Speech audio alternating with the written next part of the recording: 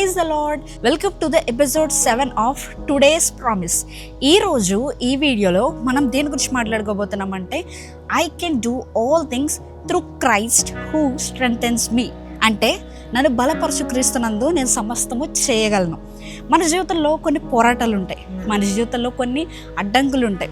ఏదైనా పని చేద్దామంటే సక్రమంగా వెళ్ళదు, వెళ్ళేటప్పుడు కొన్ని బ్యారియర్స్ కానీ అడ్డంకులు కానీ వస్తాయి. మన జీవితంలో ఇలాంటివి వచ్చినప్పుడు ఏం చేయాలి?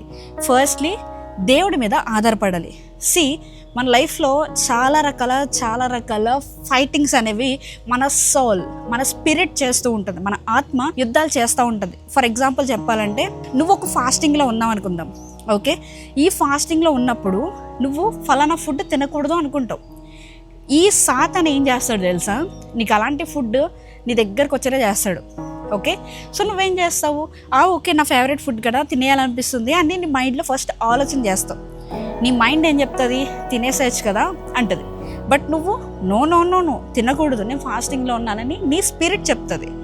సో నువ్వు నీ స్పిరిట్ వైపు స్టాండ్ అవుతావా లేకపోతే నీ మైండ్ వైపు స్టాండ్ అవుతావా?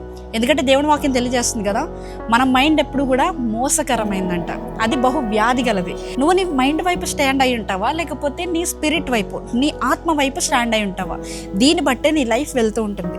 లేదా ఫర్ ఎగ్జాంపుల్ ఈరోజు నువ్వు ఒక కాలేజ్ స్టూడెంట్ అనుకుందాం, నువ్వు క్లాస్కి వెళ్ళాలి, కానీ నీ మైండ్ ఏం చెప్తుంది అంటే బంక్ కొట్టి ఎక్కడికైనా వెళ్దామంటది.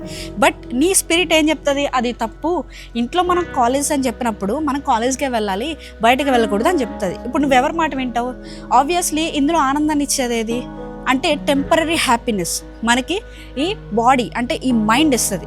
కానీ మన స్పిరిట్ ఏం చెప్తుంది అంటే ఇది నువ్వు చేసేది చాలా తప్పు, నువ్వు సరైన దారిలో వెళ్ళు అంటది. మన మైండ్ని మనం స్టేబుల్గా ఉంచుకున్నప్పుడు మనం ఎప్పుడు కూడా స్పిరిట్ వైపే నుంచుంటాం, స్పిరిట్ చెప్పేది చేస్తుంటాం.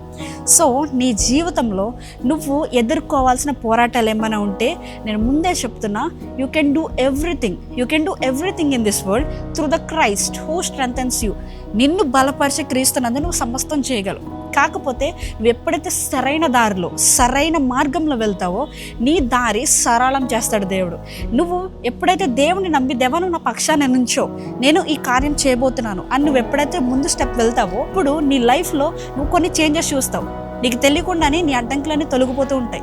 నువ్వే పని చేయకుండానే వేరే వాడు ఎవడో వచ్చి నీకు అడ్డంకులు తొలగిస్తూ ఉంటాడు. So that's the power of Christ.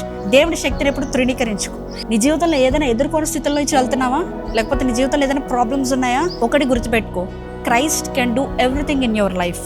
ప్రేయర్లో కనిపెట్టుకో, బైబిల్ చదువుతూ ఉండు, ఆయన మాట విను, ఆయనకి లోబడు. That's the thing. So thank you so much for watching. Praise the lord.